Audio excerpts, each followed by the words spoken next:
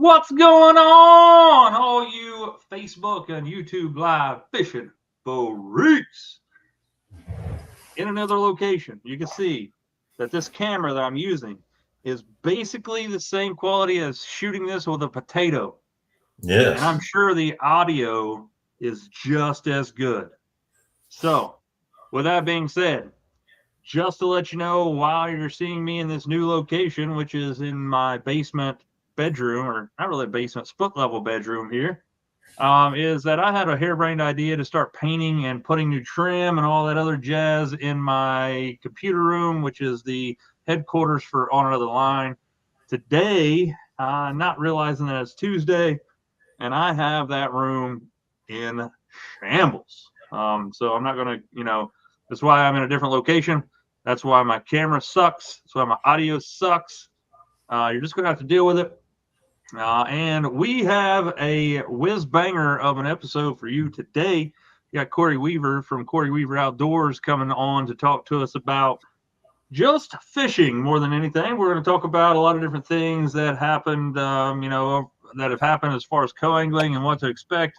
Talking about some Picasso products that we all like because Cory is also part of the Picasso pro staff as JR, and I just recently become Larry Slack in the house. What's happening, guys? So just in just a second, right after this short intro, we'll get into it. So we'll see you in just a second. That's a life of a fisherman you wouldn't understand. Something you can't feel on dry land. You gotta get your arms way up in a cave and set the hook on smallmouth bass, and then you'll understand. You gotta get your hands on a Shimano reel and a G-Loomis rod. I bet you like what you feel. Step on deck, giving the world hello, welcome to my world. What's up, everybody? Welcome to this episode of On the Line. I apologize for my audio sucking and my camera sucking. If you missed that, you have to go back there and look at JR doing his Macintosh thing. Macintosh has to do that because they make you feel better for buying a Mac when you do that, really. Yep. It's all about convenience. Anyway, again, I am in my basement, done a lot of stuff to my room. I'll be back there, same bat time, same bat channel. But without further ado, let's bring on Cory Weaver from Cory Weaver Outdoors, who has been a buddy of ours for a long time. He was a co-owner at one point of JB's Fish Sauce. He was the dude that got me hooked up with the On Another Line Pinch O Garlic Signature Series. That has kind of went to the wayside for a while. Who knows? You may see it come back if you guys, if there's enough, if there's enough people out there willing to buy it, maybe we can talk in and make it some more here in a few years when he gets bored and not doing stuff. So, Cory, without further ado, if you don't let everybody know who you are and where you're from, and we'll get after it. What's going on, fellas? Obviously, Cory Weaver. I'm out here in Central Iowa. Fishing my whole life. Last several years, I've been fishing a lot of the Bassmaster Opens on the co-angler side, and just diehard fisherman. Whether it's tournament fishing or fun fishing, I'm just a guy that wants to be on the water every day I can. Yeah, so that's me. Quick update for those of you guys that are keeping track at home. For the folks at home, my boat is still broke down. Leave a comment below. I want to know what you guys think I should do. I got a 2006 boat with an Evinrude motor. I got really three options. Well, I guess there's four options. Option number one, not the best option. That's just let my boat sit in the garage until August when the guy that's going to be working on it says he can get in to see it. So it's August 12th. That's option number one. That is the least amount of options that I want. Option two is to repower. Looking at a Mercury 4-stroke 250, all in cost, tax title, out the door, about $24,000. That's installed. Or we'll just go with three options. Do I buy a new boat? Do I try to trade mine in? Do I get it running good enough, trade it in, and buy a new Phoenix, like a 721 or a 920. I mean, those things are extremely expensive. Drop a comment below what you guys think I should do. So with that being said, boat still broke down, but is what it is. 100 degrees outside right now, so it's not really that like crazy that I'm not fishing, but I would still be out there probably. So Cory, you guys, you kind of have a kind of an inside story like I do, talking about co-angling in bigger events, and I consider bigger events anything from a BFL up, whether that be a Bassmaster Open, BFL, Toyota Series. If you're crazy enough to fish as a pro, go up to the invitationals, which they just wrapped up the invitational at Champlain. Our dude Brody Campbell, I think, finished like, let me see here. Brody finished 7th in that invitational. That dude is an absolute stick. He can catch him in a mud hole with a cane pole and just a golden Aberdeen. I think he catches the fire out of him. Probably would have had a chance to win it. He won one of the, I think it was a Toyota Series. He won down at Chickamauga last year and finished 2nd in the same tournament this year. Crazy. That's good. That is some good advice there.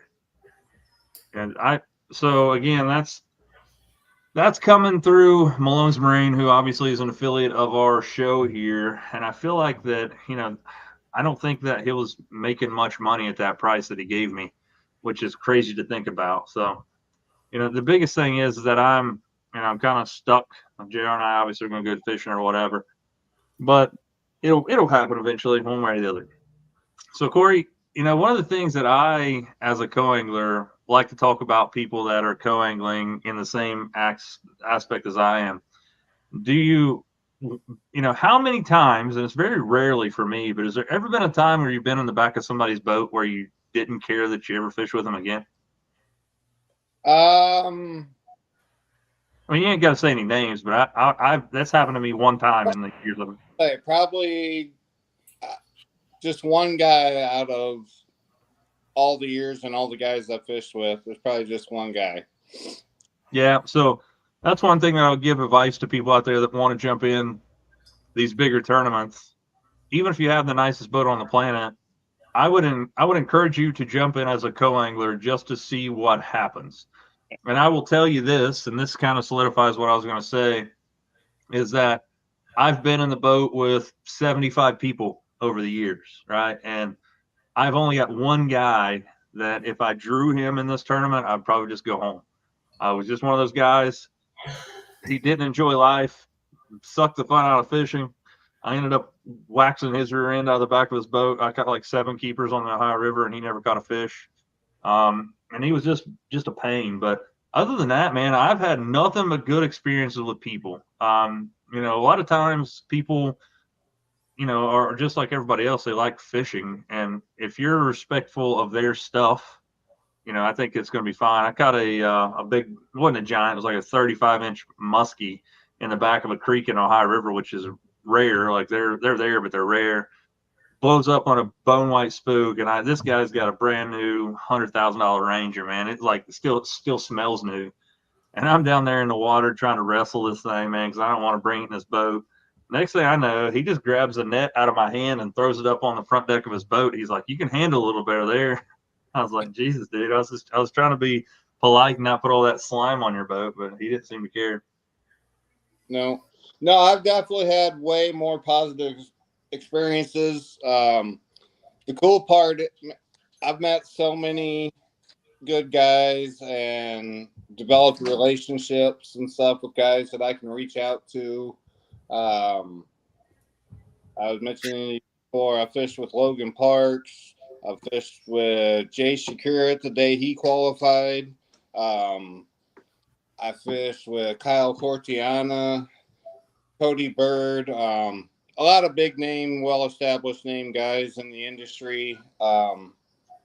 It's a lot of fun. You have to have the right mindset going into these deals. But it's a lot of fun. I've been fortunate. I travel with a group of guys, so I've gotten to meet even more guys through them. And for the most part, as long as you have a positive mindset, you're going to have a good experience more times than not. Yeah, so I'll say that too. Like I I think that, respect is a big thing.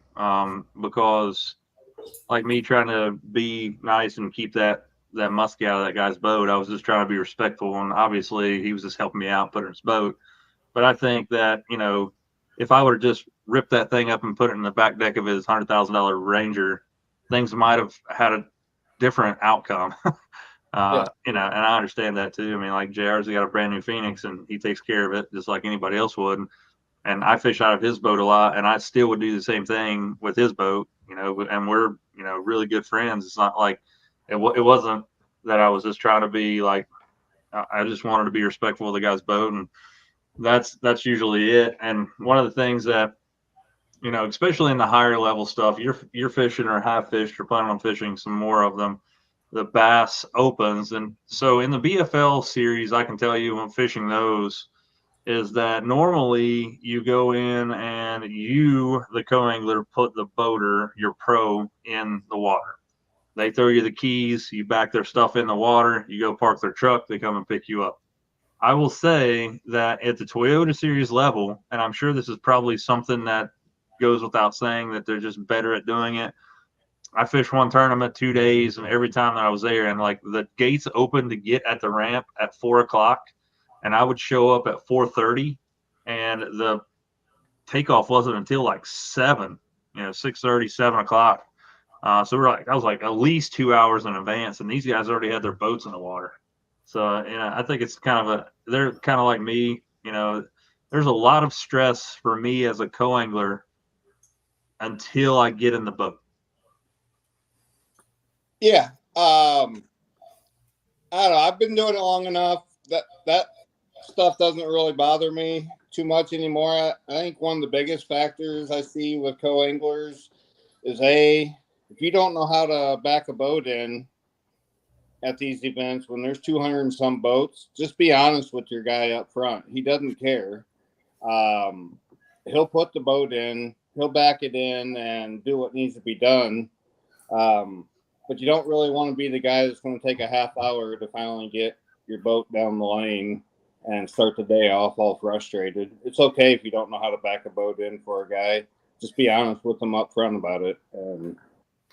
Yeah, and like I said, I can back a boat very well, and but my biggest thing is that I'm very particular with my stuff. I have a 2020 truck, which is not the newest, greatest thing, and I have a 2006 boat. But I try to take care of what I have. I'm very particular with the way I put my boat in and things. And, I'm always like amped up, and I'm really nervous about driving somebody else's truck because I'm really not that tall of a guy. I'm like 5'10" on a good day. So normally I'm fishing with these guys that are like 6'2" to 6'5" usually, and they're like their truck seats like this far from the pedals, and I'm like reaching up there trying not to like kill anybody. And I don't mess with their seats because I could, but whatever. But that's once what's the Toyota Series, and it may be different at this next one. Having those guys already have their boat in the water was a huge stress relief for me. Yep. And it always varies because some it really depends on the facility. Like some lakes are better for hosting these events than others. Bigger ramps, more parking. Sometimes you draw a guy that's staying on the lake, has his boat in the water already, and he's driving over across the lake. So all you got to do is meet it, drive your truck up and walk out to the dock and jump in the boat with them.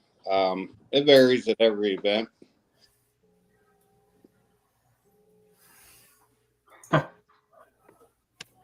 So, I am at this situation where I have never been more thankful in my entire life that I was a kid where my dad was a boater from the time that I was conceived, probably before that.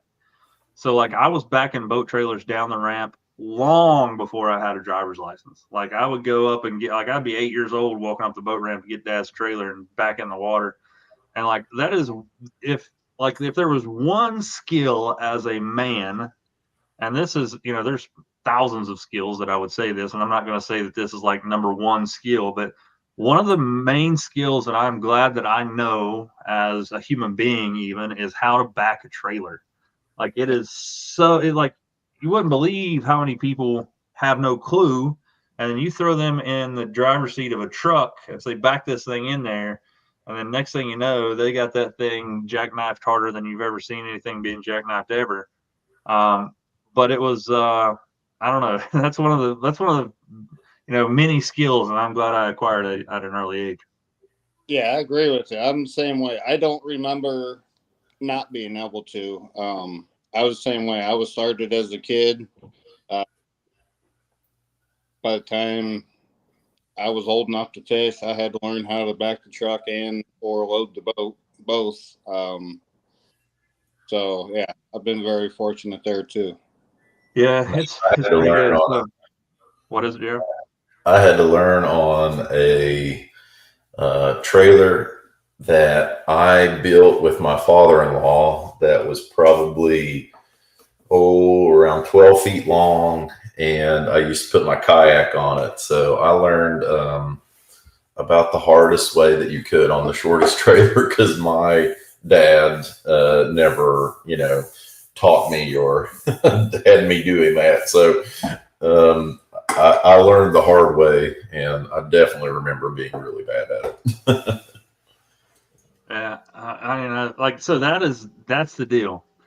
If you can back up a boat, or if you can back up a trailer that's like less than 10 foot, you're golden, man. You can back up any trailer you want because the longer that thing gets, the way easier it is. Um, Yeah. yeah, I mean, Casey, that's the thing. Like, and you should be proud that you can do that. It's one of those deals where, I'm not trying to be sexist here, but there's not many guys that I know that can just hop in a truck and back a boat trailer down. I've seen memes like this before, and I always wanted to do it, but I always figure you get pulled over for DUI. Just stand there at the boat ramp with a sign that says "We'll back trailer for beer." Yeah, like you could sit there and like give me a beer and I'll back your trailer down. Like you could sit there and just make you can make a YouTube video out of it for sure. You guys, There is one. It's a good one. it's If you and the work and it's like a couple of days a year you got to watch out for. July 4th was one of them. Labor Day weekend. Holy crap. Labor Day weekend's like everybody's got to, if they got a boat, they got to get out on the water because they're like, oh, it's going to get super cold. And it really isn't that cold around here. They're just like, everybody puts their boat up. Like after Labor Day, like, yeah, we can't boat anymore. gonna say the best time to learn is after deer season starts. Mm, Now, if the pleasure boaters aren't out as much and all the diehards are in the tree stand, ramps are empty, you got plenty of time. No pressure, nobody hurrying you. Yeah. Yeah. Tyler. So here's the deal. I'm gonna say this kind of out there. If any of you guys want to go fishing, let me know because I have rods that will travel. Don't have a boat, but I got rods.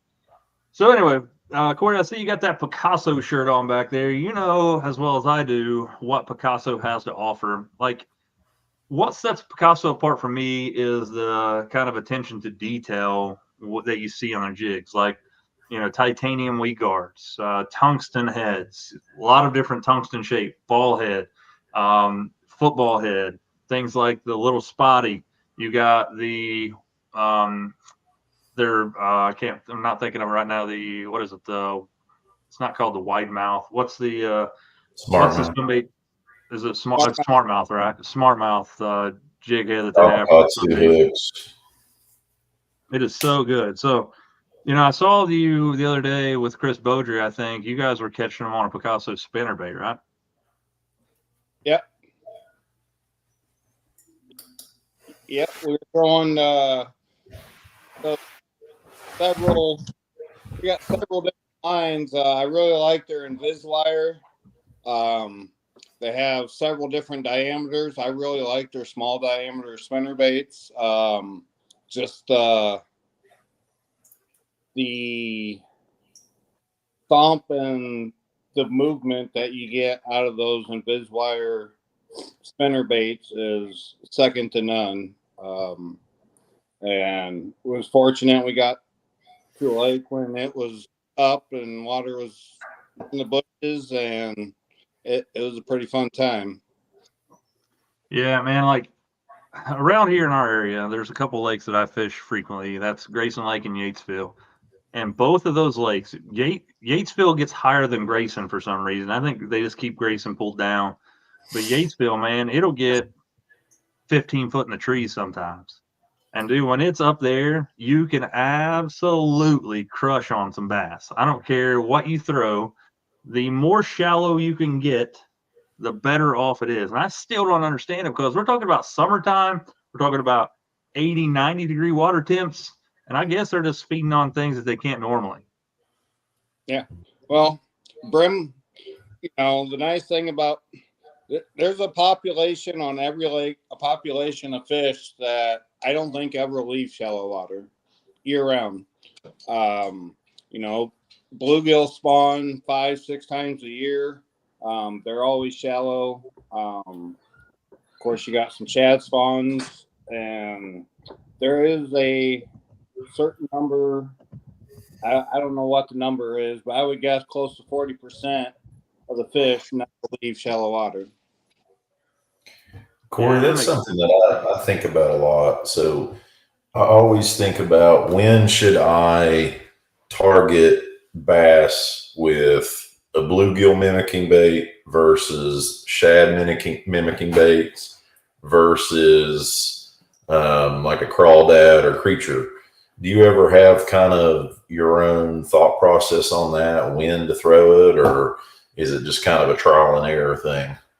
A little bit trial and error, a little bit how much knowledge do you have of the body of water, and experience on that body of water to know how often, how heavily bluegill reliant they are or shad reliant they are. And then with your comment on the creature baits, the nice thing about creature baits is, depending on how you fish them, those also mimic bluegill. They're not just mimicking crawdads. A lot of people, I think that's where a lot of people get kind of confused and aren't as knowledgeable on. You can make different baits represent a lot of different things other than what they're just designed as. Creature bait or a little crawl imitator. Depending on how you fish it, can represent a bluegill just as well as anything. Yeah, I feel like that's definitely. I feel like Yatesville, we have a population that is really shad heavy. I mean, there's tons of shad in the lake, and I always feel like shad mimicking baits do a lot better. But I always ask myself, when is that right time to throw a swim bait that looks like a bluegill or something like that? And of course, really shallow, and when it gets really warm is probably when I would think most commonly. But I know there's a lot of lakes that I feel, are more bluegill dependent over than shad. Yeah, and the style lake also plays. I mean, like your northern natural lakes, where you got weeds growing out to 25 foot of water. Heck, you'll have bluegill out there suspending right on top of those weeds, clear out in 25 foot of water, and you'll also have a population of bluegill that are out there in less than 3 foot year round. So, yeah, it's a lot of trial and error, but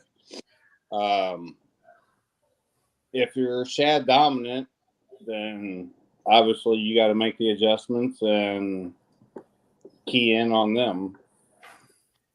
And that was one of the big keys at the Potomac was brim beds. They were all they were spawning, obviously, and I had some success around timber and things, but anytime I could find timber around brim beds, it was just you could guarantee you could call your cast. Yep, and versatility of baits there again. Like you were throwing if I recall, you were throwing trick worms, weightless trick worms, and Yep. same thing with stick baits and Senkos, whatever you want to call them. Those are all, even though it looks like a worm, you're also representing the bluegill in those scenarios too. So being able to think outside the box, and well, a worm doesn't just represent a worm. A crawdad just doesn't represent a crawdad. Yeah, that's a Yeah, fun one. I get that. So I asked the chat there what their favorite summertime bait was, Redfern, which is, by the way, Fred, thanks for always joining in here, man. And even if you don't join in live, you watch us after the fact and comment and things means a lot. So I appreciate you joining in tonight. He said Ned Rig and Chatterbait, which I think are very good choices. I am a sucker for summertime Carolina rig with the biggest freaking ribbon tail that I can get on I'll throw a 7-8 hook. I don't care. So last year at Grayson Lake, I was throwing a Carolina rig with a 14-inch Mondo. Like, I don't know what it was. It was a Zoom. Like, it wasn't an old monster. Old monster's only like 12 inches, but it was like, I think it's called a Magnum worm. So I was throwing that thing, and my favorite summertime color is obviously green pumpkin, but if I'm not throwing that, I'm throwing cherry seed. I just like it a lot. But I caught an 8-inch fish on a 14-inch worm with a 7-aught hook. Yep. That's awesome. Yeah, so frog and chigger crawl. So Rob, I'm gonna put you on something here, and you may not have ever fished them. And I didn't know there was a difference until I did know there was a difference. And I think there's a huge difference. The chigger crawl is made with a thing. There's one that's called the chigger crawl crazy legs or crazy legs chigger crawl. They have like extra appendages. They have like antenna on them, and I'm telling you what, they are fish catching machines. It looks like Yeah. Yeah. So I feel like we need to have a moment of silence because my favorite bait on the planet for flipping and pitching, the Jackal Chunk Crawl, is being discontinued. And like apparently I was the only one that bought them because trust me, I bought like 50 packs a year. But they absolutely smash fish. I don't know what the deal is. I talked to my rep Drew Sadler, who is a rep through Sportco Marketing, who markets Jackal, Power Pro, Shimano, and G Loomis, and he said that he doesn't know. What happens is they show like these SKUs that have not been sold in a while, so they discontinue them. But he also said that they like don't take into consideration that they don't produce enough of them. Like they may produce millions of them in Japan and Japanese market, and they just don't send any of them over here, but they're gone. That is correct. He did, yeah. JR competitor is gone. Yeah. I actually just got back from fishing at St. Clair, and I absolutely crushed them on a 3/16 ounce with the what's the other color that they got? The watermelon pepper. Watermelon pepper, and that was like lights out. Like I caught so many keepers on that. It was an absolute blast. And this is something that I'm definitely going to take forward, and something that I never really realized. In shallow water in the summer, when you're targeting these shallow water bass that Cory was talking about that kind of always stay shallow, man, an unpegged, really lightweight, like 3/16 was so key for me, just to flip it out there, let it slowly fall. And I mean, it was, if you found a shade line, there's a largemouth on it. It was so much fun. Yeah, and that's one of the things that I'm not a pro, obviously. I've put a lot of time into fishing, and I've known a lot because I've kind of like that commercial where we know a thing or two because we've seen a thing or two type deal. But I feel like that 90% of the fish I catch happen to get bit on the fall of the bait, On especially fall. flip in fishing.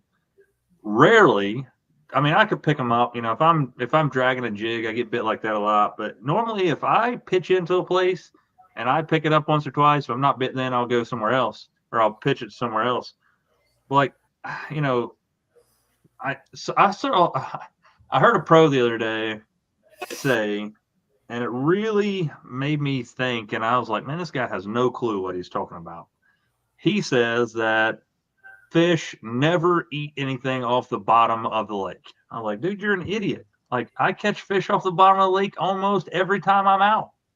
Like, it may be like right off the bottom, but I've seen them. You could throw a bass in a pond, you can throw one crawdad in that pond, it's going to go to the bottom, and that bass is going to go to the bottom and it's going to eat it. It's the way it goes. Yeah. But I think the reaction bite is so key, especially this time of year. You get a lot of your bites are going to come on the fall. Or I see guys, I hear you mentioned a jig earlier. A lot of guys struggle with the jig. But being able to make quick little pops with your jig rather than just dragging it like you're dragging a Carolina rig, you're going to get a lot more bites, creating those little 1 foot quick pops and getting reaction bites than just dragging along the mud. Yeah, no, I agree. I agree with that. But I also, what I was saying is that I feel like that a fish will go down and nose down on the bottom of the, and eat it. And it could be something, totally. Obviously, I see it all the time. But so I'm trying to pull up right now one of my favorite jigs through Picasso. They have, again, there's 100 different types of jigs that they have. There's a couple that I really like. But I am going to find one that I feel like that if you're going to get into the realm of, if you want to jump into the Picasso realm of things, and that, something that you want to try to do, I'm going to show you something that, in my opinion, gives you a little bit of, let's see here. So obviously you guys are seeing my screen here. This is the Picasso Little Spotty.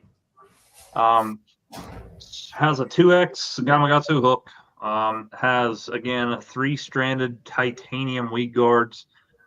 It's a really compact jig, about 2 inches long. One of my favorite things to throw on this thing is, we talked about it last week, is a it's actually not, it's a Net bait. net bait. What is it? Pocket Slim. Cut that thing down a little bit. I also think that this will be good cutting down a Zoom speed crawl. If you really wanted to like break into the stashes, I've cut down a chunk crawl and put on here, which is phenomenal. I'm kind of like leery to do that now because they're so good, just Texas rigged, and I've only got like 10 bags left. And there's a lot of good collars here. They have a collar right here that's supposed to be a new collar, but it's called Kusa Candy. Kusa Candy, yeah. It is Tungsten Head has a bait keeper on the back of it for your trailers. Super sharp Gamakatsu hook. Really good spot to jump into on the Picasso lineup as far as jigs if you're looking to get into them. I feel like those compact jigs, you just get more bites. I mean, I love a big old football head. I mean, that's great on rock, but I feel like ultimately when you have those really compact jigs, you just get more bites. I mean, they might get hung up a little bit more. I agree, they do. But if you're talking about 5 more fish in a day, I'll pay for another jig. Yeah. No, I mean, so go ahead, Cory, sorry. Oh, yeah, no. The compact jig, that little spotty is it's just a little fish catching machine. I'm kind of an extreme guy. I either want to go really small or I'm going really big. Throwing a big 3/4 ounce full size jig with a great big trailer, or I'm going down to a small tiny compact jig. I feel like everybody's throwing normal size jigs and normal size baits. I'm very into, I want to go extreme one way or the other just to be different than everyone that's fishing around me. Yeah, going back to my favorite summertime bait, I think it has to be said that, and it's not just a summertime bait for me, it's a get bit bait. It's a wacky rig. And we talked about that a little bit last week when we talked about finesse fishing. And I personally, I fish a wacky rig weighted 110% of the time. Like, I don't know that that's just me. I just feel like I get bit just the same. I can fish areas quicker. But I do see that some people fish it wacky without a weight. But my God, it's like driving bamboo shoots under my fingernails trying to watch that thing just like, Yep. like so slow. But it catches them. Are you gonna? Like the photo, man, he catches the crap out of them just on completely weightless up. The dude's patient, I suppose. I guess. Well, I mean, he is a Bassmaster Classic winner, so there's something to say about that. Mm-hmm. Wacky rig is the co-angler's best friend most of the time. Yeah, so I agree with that. My buddy Dusty Smith, who was fishing the BFLs for the second year in a row, was the first. Last year was the first year he ever fished a tournament like that. And I kept telling him, I was like, dude, you need to you don't overlook a wacky rig. I was like, because your boater is going to be picking apart a lot of things. So I'm telling you, like a wacky rig, just a different profile. It's even if it's like my weighted, I use a Jackal wacky rig head, which is a tungsten 3/32 of an ounce head. So it's not super weighted, but it does give me a little bit more non-patient to be about it. And that's one of those things where, I told him, I was like, you need to learn how to fish it. And he said the same thing. He's like, man, it's so brutal to fish it. I was like, it is. But I tell you what, you're going to catch fish out of the back of the boat that your boater is not, and I am a big proponent of saying that fish can only be looking in one direction at one time. So if they're facing upstream and your boater casts behind it, it may hear something back there or feel it, obviously, with the splash or whatever. If they're throwing a crankbait or something, by the time that fish spins, that bait's already out of its strike zone. But that's why I, as a co-angler, don't feel bad about fishing behind people. And I've realized over the years is that I don't mind fishing behind people when I'm a boater. Like, I don't want to be 10 yards behind them. But if I see somebody fishing a really good bank that I really like, I normally will hit that bank behind them, because I trust my ability to catch fish better than them. And I also have experience of catching fish on that bank using a bait that they may not have. So it's all about, in fishing. And I think you guys will agree that confidence is king. Absolutely. Cory, what do you think your two favorite summertime baits are? How about one favorite and then one that you think catches you the most fish that is your go-to?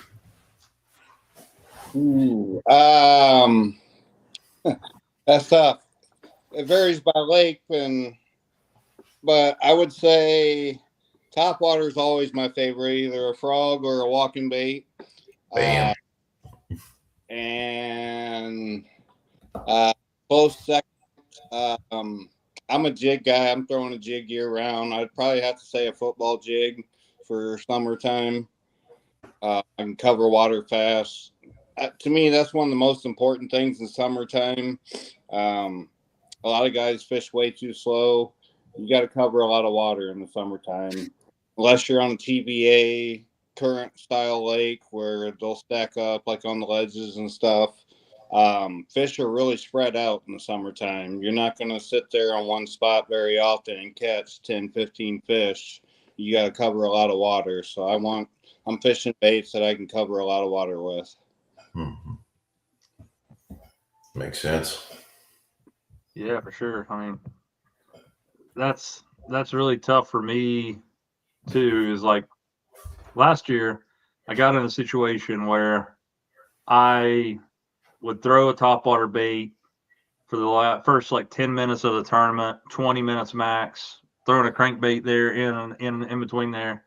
And then about halfway into the tournament, I would pick up a freaking flipping stick and I would be working with that all day. I don't care if it was 20 degrees or 120. Like I got to the point where I was fishing super slow and I caught some fish and I won some tournaments, right? But I feel like that I just absolutely got throttled because I was just giving up on that early bite too soon. Like even nowadays, like I've caught fish on a black frog in the dead of summer at noon with the sun beating down with no cover around, just throw it up next to a rock and get schmooed on that thing. Yeah. And I think that's another thing a lot of guys miss out on. They'll give up and leave the lake early. I think the best, aside from the first early morning bite, that 12 to 3 o'clock on most bodies of water tends to be better than the 9 to noon hour. It's real easy to get down and lose your confidence in the summertime, but I don't know what it is. I don't know if it's the sunlight angle, what triggers it, but I find from 12:30 to 3 o'clock can be one of the best windows of feeding opportunity on a lot of bodies of water. You know, like a buddy of mine, Dusty, was just talking about, he just fished a BFL this past weekend at High Rock Lake. And he texted me, he's like, I'm boat like 86 out of, or like 68 out of like 90. I was like, you know, you can look at that two ways. Literally, like, so for the Toyota Series, there was 190 boats there, which is a giant tournament, probably one of the biggest I've ever been in, except for a BFL regional. So 190 boats. I drew the first day of boat like 30, which was a great day, and then the next tournament, you basically was flip flop. I drew like my second day boater was like 162 or something. Like we were way back in the pack, 165, I think. But normally there's two ways to think about that, and there's kind of ways to get spun out too. It really only took us about 15 minutes tops to get launched. Like, so they do wave by wave, 30 boats at a time. So, you know, we're looking at like wave 7, wave 8. So, and it's not like they go like boat 1 and then wait like 30 seconds. They like say boat 1, and when you raise your hand saying you're boat 1, they go boat 2, and they're looking for somebody to raise their hand. As soon as they see boat 2, they see boat 3.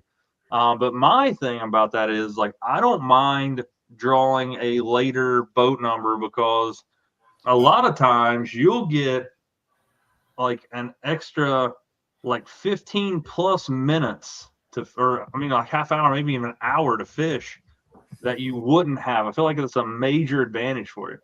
Mm-hmm. Lightning, this is something that I focus on so much, and sometimes I really enjoy it. Honestly, I feel like the whole organization and my OCD with tackle and rods and focusing, I feel like I'm always changing things and putting plastics in a certain area, and I feel you, man. It's tough to make that final call on whether that gets in your boat or doesn't. But personally, I've only got one box of jerk baits, and man, that thing is stuffed to the gills. So I'm right there with you.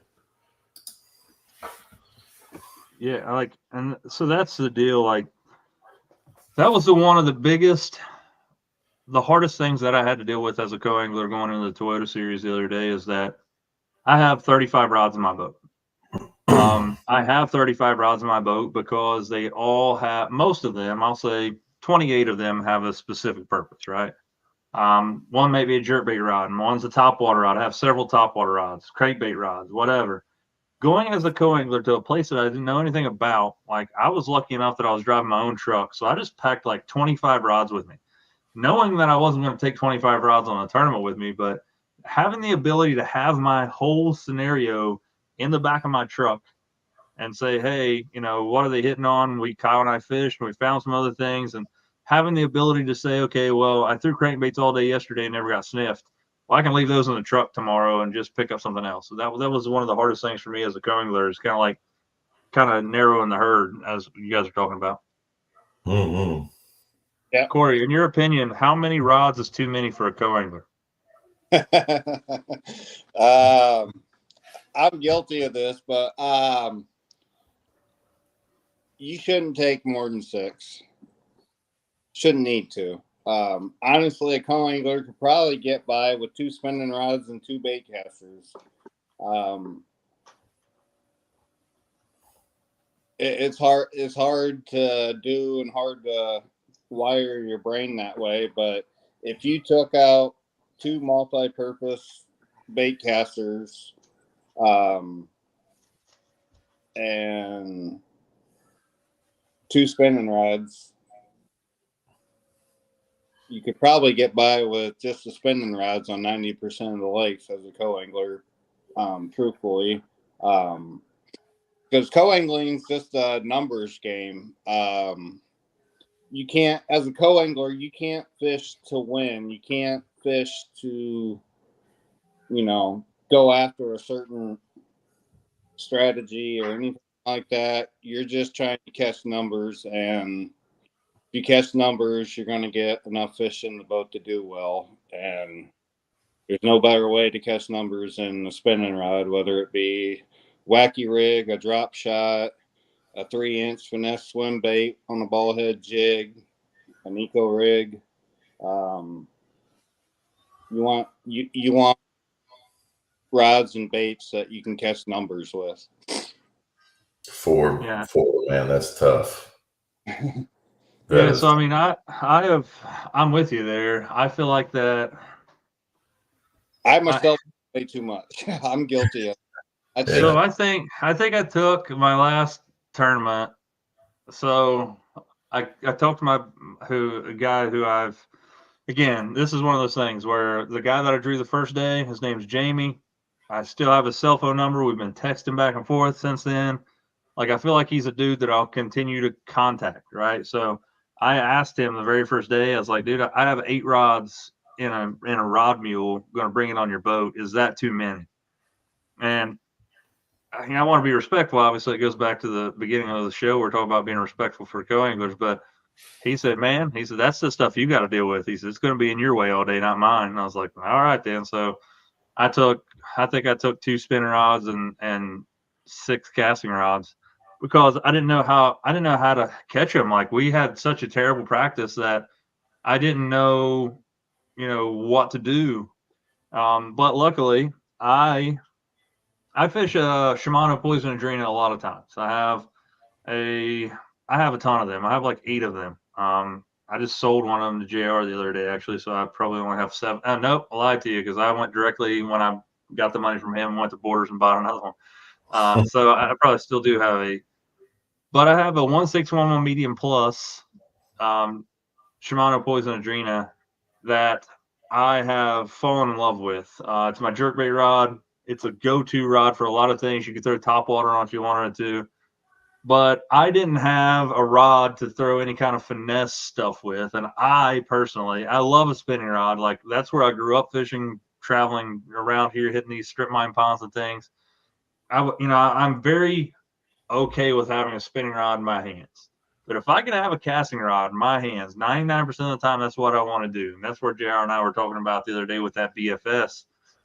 His personality and my personality, or the look, how we look at things, is probably a little different, because he's a spinning rod guy who would rather have a spinning rod in his hand. I like spinning rods, but if I could have a casting rod in my hands, I would do so. So I had that 1611 medium plus, and it's actually paired up with a Shimano Crown Arc CI4 Plus, which they discontinued many years ago. But it's one of the lightest reels other than the Aldebaran that Shimano's ever made. And putting it on that 1611 medium plus Poison Adrena, it weighs like ounces. So I was like a freaking pig in crap all day, because I could take that thing, and I was pitching that thing with that weightless trick worm and stuff, and setting the hook and watching these fish jump and stuff. It was just like the berries for me. It was like one of my days. Yeah. Funny. Well, one of one of the guys I travel with in the opens, one of the pros I travel with, he's been trying to challenge me to show up to a tournament with 2 spinning rods only, and and a small like Ziploc baggy style bag of bait. And You know, I think, I might do it. I might do it one of these days. I mean, I feel like that at Champlain, like, I feel like you could probably do that at Champlain, where I'm headed here soon. My goal is to get one of my glide baits done before then. And I want to go up there and just absolutely wreck on them and with a glide bait, because I think you can do it. It's nothing but grass everywhere. If you can get that glide bait across that grass, you probably just smash them. But like if I were going to do that, let's just say that you are fishing a series as a co-angler where you can only take 2 rods and you could take enough to fish, fit in a lunchbox, right? That's all you get. I would probably pack. Oh shoot, I don't know. Obviously depends on the time of the year. I'm gonna take something that's all-purpose like that 1611 medium plus, something I can throw a Texas rig on, something I can throw top water on. And looking at Lightning's comment there, where he just said that 2 extra reels, you know, that I think is a big key, and that's something that I'm going to do going forward. Like for example, I just now bought a 7.6 extra heavy Poison Adrena for frogs and glide baits. Just now bought it at the tackle box. It was the last Poison Adrena to ever be sold at the tackle box. So, you know, it's one of those deals where, you know, I have it now, but that has 80-pound Power Pro braid on it, right? So that's a flipping and pitching rod. I can still do that. I can still flip and pitch with that because it has braid on it. Top water rod for sure, glide bait. But having something like, if you have like an 894 NRX Plus, something that you could do all that stuff with, and you have fluoro on a reel, if you have a reel that you can definitely pack a reel easier than you can a whole rod. So if you get to the point where you're out there and you want to throw a frog and you have a reel with braid on it, you just spool that baby up on that 894 and you're good to go. It literally takes like 5 minutes of your day.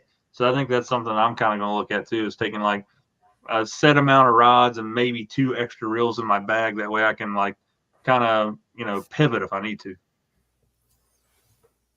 Yeah. No, I always have an extra reel or 2 packed in my bag with me. You never know if you're, we all still get that occasional backlash that is unrepairable. And just for off chance of all of a sudden you find yourself in a situation you didn't think you'd be in and you need a different size line, or you didn't think you were going to need braid, I'll still have a reel with braid in my bag just in case. It's a very easy thing to pack, like you were saying. It's always nice to have a backup. I mean, 2 rods, 893 plus or 893 NRX plus casting, and an NRX plus 872S. So man, so that's a very good setup there, Lightning. I'm more partial to the 894, just because I like that extra backbone. I feel like there's a lot of stuff I can do with it. So I feel like that I could pitch a Texas rig on an 894. Is it built for it? Probably not. It's a medium heavy rod. Actually, is that a 5 power's a heavy, right? It's a 7.5 heavy rod. I feel like I could still pitch it on there. Is it going to be like designed for it? Probably not. I could throw it, cast it. It all depends on the reel you have it paired to. But I'm going to differ on your spinning rod. It's definitely going to be an NRX Plus, but it's going to be an 852S. It's my favorite spinning rod on the planet. There's never been another rod made like it. It's the berries when it comes to spinning rods. I like the 872. I have it as well. I just picked up the 7-foot medium action Poison Adrena spinning rod. It's pretty cool too. Yeah, you're right. 893 is a medium heavy, so the 894 that I'm talking about will be heavy. I've got my 894 on straight braid. Oh my gosh, it is absolutely a thing of beauty to pitch straight braid, 50-pound braid into a big grass mat and pull a big largemouth out of it. Oh my gosh. That's the thing about Lake St. Clair, man. Cory's been there several times. Matter of fact, he used to live up there, if I'm not mistaken. He lived close to it. But Like smallmouth are cool. I love catching smallmouth. They're my favorite fish on the planet to catch. They just fight better than any fish that, well, any bass species, I would say. But like largemouth up there, it gets overlooked. There's just so many big ones in there. Yeah.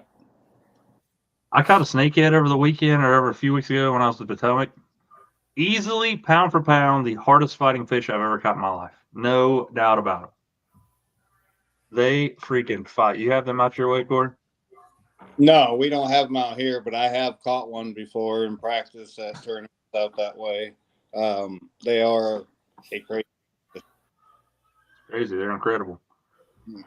Well, guys, we're at about that 55-minute mark. Appreciate you guys sticking around for this episode of One Over the Line. If you have any questions for Cory, myself, or JR, drop them in the comments below. We'll try to answer them, or we'll at least lie to you.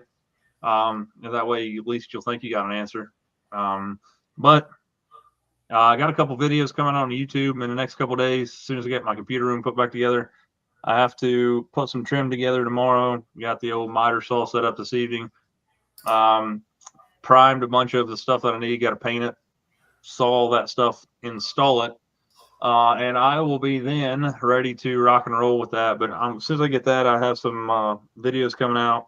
I was lucky enough to, be a part of a kids fishing event down on the Ohio River. James Gordon, a buddy that I feel like is going to be, one of my best friends forever. He's a legit human being. He's one of those guys that you want on your side. Super nice guy. He done this kids fishing event called the First Cast. Summer solstice. They have a thing called the summer solstice event down there, which is not on the summer solstice, it's just what they call it. Go down there and Friday. yeah.